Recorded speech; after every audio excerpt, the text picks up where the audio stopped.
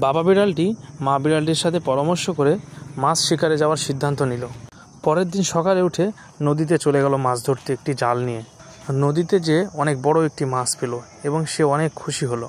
খুশিতে সে ভাবলো বাড়িতে ফোন দিই। তারপরে সে বাড়িতে ফোন দিয়ে তার স্ত্রী এবং সন্তানকে ডাকলো।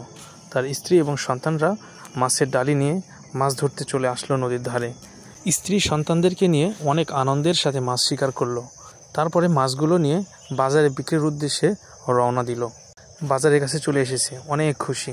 এরপরে মাছগুলো বাজারে বিক্রি করলো দোকানদারের কাছে এবং দোকানদার তাদেরকে টাকা বুঝিয়ে দিল। টাকা নিয়ে মুরগির দোকানে গেল মুরগির গোস্ত কিনতে, বাসায় গিয়ে খাবে। বাচ্চা বিড়ালটি তো অনেক খুশিতে আত্মহারা। এরপরে মুরগির গোস্তগুলো মাথায় নিয়ে বাড়িতে চলে আসলো। আসার পরে সুন্দর একটি নদীর ধারে বসে থেকে আরাম করে খুব মজা করে খেলো। খাওয়া দাওয়া শেষ করে তারা বিছানায় চলে গেল ঘুমানোর জন্য।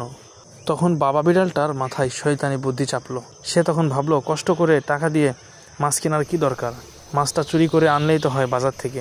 এরপরে সে বাজারে গেল, মাছ চুরি করতে গিয়ে ধরা পড়ে গেল। তারপরে দোকানদাররা তাকে ঝাড়ু দিয়ে বাড়ি দিল।